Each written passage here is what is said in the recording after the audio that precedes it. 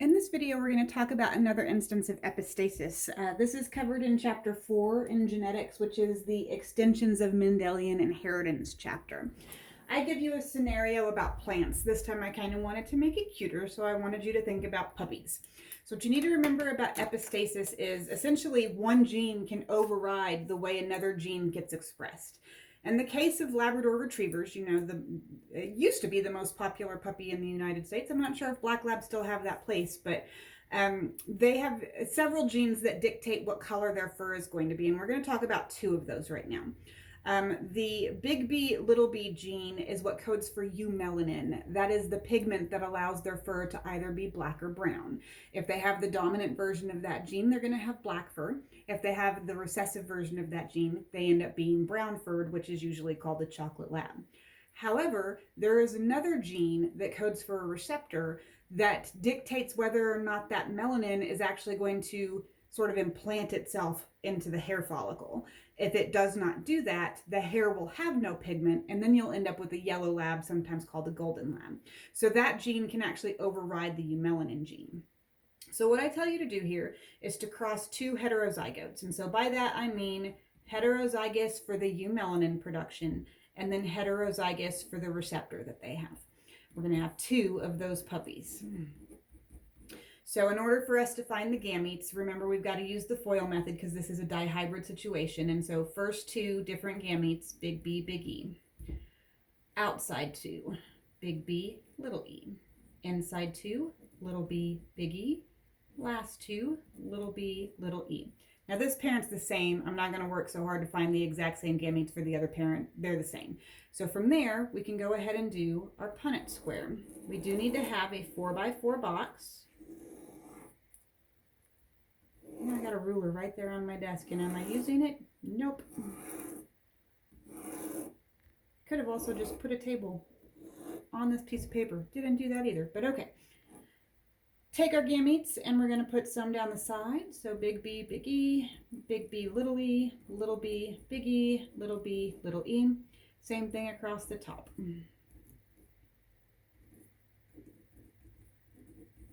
From there, bring the top stuff down. Remember to try to be as legible as you can as you bring things down. It can make it harder for you to figure out what you meant if you are sloppy in this. This is why I'm making another recording of this video, because the first one I did on my computer, and I write so messy on the computer, I could not tell what I meant. And so here I am doing it again, a little bit neater. And I say a little bit, being generous to myself apparently. Okay, once we brought all the top stuff down, from there we can bring the side stuff over.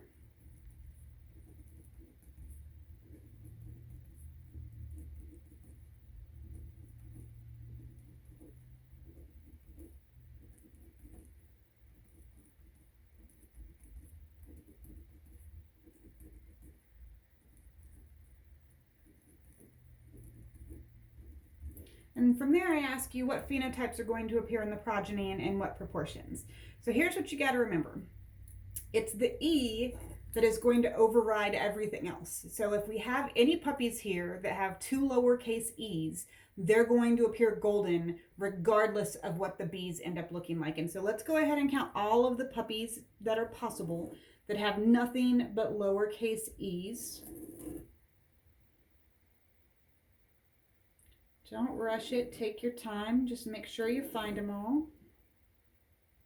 Okay. So we end up with 4 yellow labs. Or golden labs.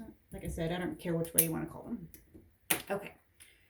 So those are the only ones where the epistasis actually comes into play. For the other ones, it's really all about the B's in terms of what they're going to look like. So if they have even one big B, they're going to end up with black fur. So let's count all the puppies that have at least one big B.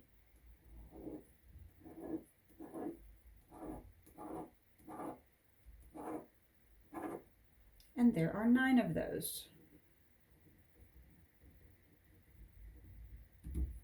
Then we'll count the remaining puppies.